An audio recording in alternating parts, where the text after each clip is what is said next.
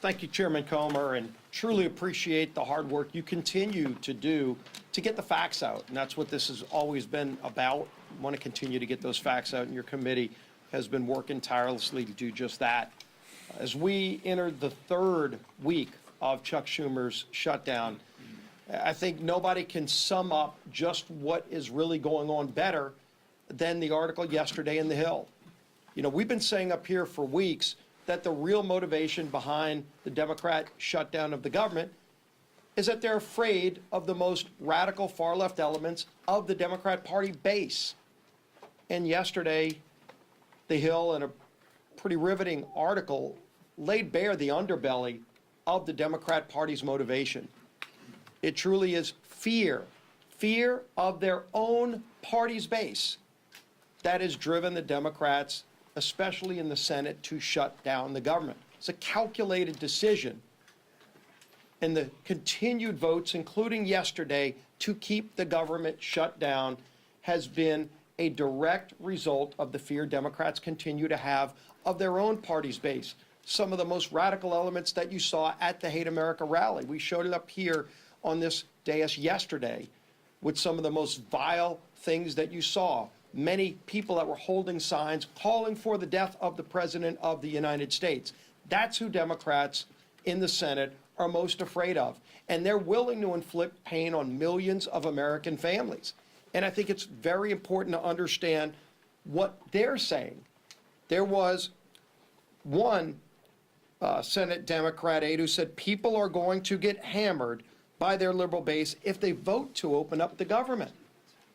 So they're not concerned about the millions of families who are suffering because they're keeping the government shut down. They're just worried about getting hammered from their own base. And the Speaker laid out some of this too. There was another senator who said, quote, they'd vote to open up the government yesterday if left to their own devices, but don't want to risk an angry backlash from their base. They'd be more than willing to do it. They know it's the right thing to do to open up the government, but they're scared to death of the backlash from the radicals in the Democrat Party. Another person said enough Democrats would vote to reopen the government, quote, if people were not terrified of getting the guillotine. You know what that means. When they're more scared of their own party's base, you talk about profiles in courage, that's what we're experiencing. And maybe the worst was this, because the Speaker's gone over and over with some of the different states and the pain it's causing, not just here in Washington, but all around the country. In every state, there is real pain being inflicted. People that aren't sure if they're going to get another paycheck if they're working for the federal government. And there's a state, Georgia, that has a number of military bases, a lot of other federal workers. NIH is headquartered in the state of Georgia. And what is one of their senators, Senator Ossoff, thinking about all this? Another Democrat said, Senator Ossoff's calculation is, quote, do I vote to open the government up and get crushed and can't raise a single dollar of low-dollar money? Or do I vote to shut the government down and get $3 million from online fundraising? That's disgusting. Senator Ossoff is more concerned about getting low-dollar donations from maybe some donor in California who's going to click on an email and give him $100 for his reelection, and so he's causing suffering on tens of thousands of people in his home state of Georgia. Senator Ossoff ought to send that tainted, dirty money back if he's raised $3 million off of the shutdown, off of the suffering he's caused, just so that he can get some more money from radicals around the country. Go look at his finance report during the shutdown.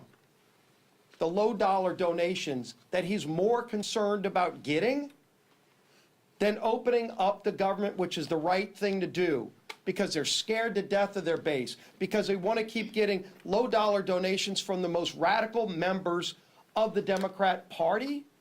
That's what this is about. And we've been saying it, but now that Hill article truly exposed it, with anonymous senators finally speaking freely, with other Democrat aides admitting what's really going on their side. And when they ask the speaker, gee whiz, is there something else you can offer? What is there to offer to a party who's so morally corrupt and bankrupt that they're willing to sell out the American people because they're either scared of their base or they want to just keep getting low-dollar donations from donors around the country who are rooting for chaos for America, who want to undermine this country? That's what's going on here. And the American people are figuring it out. People in Georgia are figuring it out. They know why they're seeing the suffering, and their own two senators are voting for that suffering, and now you know why. It's laid out in full display for everybody to see. We're here ready to get back to the people's work for all the American people, not just for some far-left radical base who's holding the Democrat Party in D.C. hostage. Finally show some courage, some moral clarity. All we need is 5 senators to stand up and do the right thing, and it's long past time they do it. Now our whip, Tom Emmer.